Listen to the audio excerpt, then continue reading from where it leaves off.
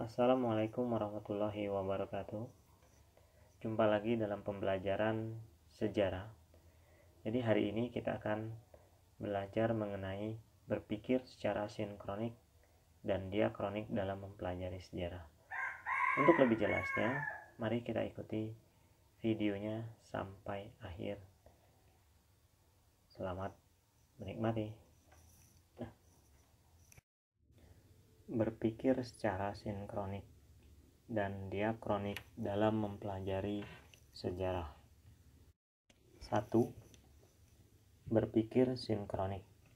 Sinkronik aslinya berasal dari bahasa Yunani, yaitu sin yang artinya dengan dan kronos yang artinya waktu atau masa. Sinkronik artinya meluas dalam ruang tetapi sempit dalam waktu. Jadi, berpikir secara sinkronis itu kita menganalisa suatu peristiwa pada intinya saja, tidak menganalisa suatu peristiwa dari awal.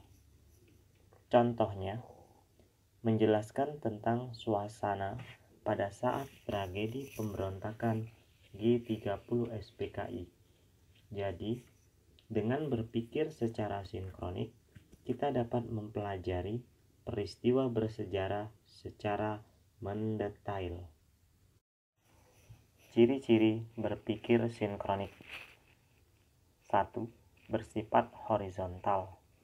Dalam kurung, tidak menjelaskan suatu peristiwa dari awal dan hanya pada intinya saja. 2. Cakupan kajian yang lebih sempit. 3. Cenderung lebih sulit dan serius. 4. Kajiannya lebih terstruktur. 5. Mengkaji masa tertentu. 6. Tidak terdapat konsep perbandingan. 2. Berpikir diakronik. Berbeda dengan sinkronik, diakronik aslinya berasal dari bahasa Latin, yaitu dia yang artinya melalui atau melampaui, dan chronicus yang artinya waktu.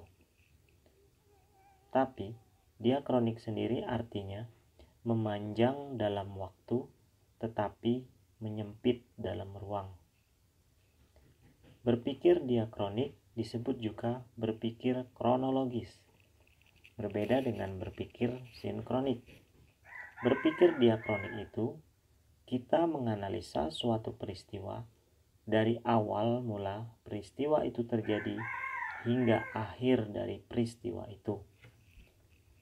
Contohnya, menjelaskan tentang pertempuran 5 hari di Semarang, mulai dari awal mula mengapa peristiwa itu terjadi sampai akhir, atau menceritakan tentang kisah hidup seseorang sejak dilahirkan hingga saat ini. Jadi, dengan berpikir secara diakronik atau kronologis, kita dapat mempelajari proses dari suatu peristiwa bersejarah. Ciri-ciri berpikir diakronik. 1. Bersifat vertikal. Dalam kurung, menjelaskan proses suatu peristiwa dari awal hingga akhir. 2. Cakupan kajian jauh lebih luas. 3. Terdapat konsep perbandingan. 4. Memiliki sifat historis atau komparatif. 5. Mengkaji masa yang satu dan yang lain.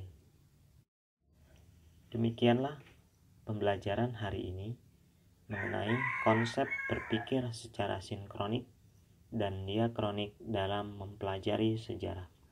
Semoga bermanfaat.